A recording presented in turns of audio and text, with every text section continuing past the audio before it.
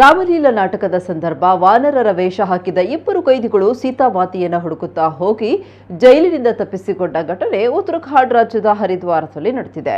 ಕೊಲೆ ಪ್ರಕರಣಕ್ಕೆ ಸಂಬಂಧಪಟ್ಟಂತೆ ಜೀವಾವಧಿ ಶಿಕ್ಷೆ ಅನುಭವಿಸಿದ ಉತ್ತರಾಖಂಡ್ನ ರೂರ್ಕಿ ಮೂಲದ ಪಂಕಜ್ ಮತ್ತು ಅಪಹರಣ ಆರೋಪ ಪ್ರಕರಣದಲ್ಲಿ ವಿಚಾರಣಾಧೀನ ಕೈದಿಯಾಗಿದ್ದ ಉತ್ತರ ಪ್ರದೇಶದ ಗುಂಡಾ ಮೂಲದ ರಾಜಕುಮಾರ್ ಹರಿದ್ವಾರದ ಪರಾರಿಯಾದ ಆರೋಪಿಗಳು.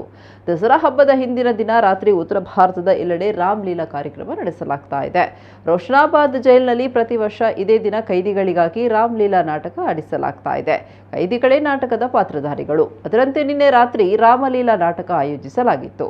ರಾಮಾಯಣದ ರಾಮ ಮತ್ತು ಲಕ್ಷ್ಮಣ ಅವರ ವನವಾಸದ ಸಂದರ್ಭ ರಾವಣನಿಂದ ಅಪಹರಿಸಲ್ಪಟ್ಟ ಸೀತಾಮಾತೆಯನ್ನ ಹನುಮಂತನ ವಾನರ ಸೈನ್ಯ ಹುಡುಕಾಡುವ ದೃಶ್ಯದ ಪ್ರದರ್ಶನ ನಿನ್ನೆ ನಡೀತಾಯಿತು.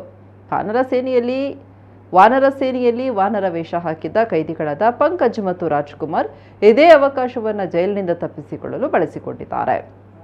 ಸೀತಾಮಾತೆಯನ್ನು ಹುಡುಕುವ ನಾಟಕವಾಡಿದ ಈ ಇಬ್ಬರು ವಾನರರು ಏಣಿಯ ಮೂಲಕ ಜೈಲಿನ ಆವರಣಗೋಡೆ ಹತ್ತಿ ಪರಾರಿಯಾಗಿದ್ದಾರೆ.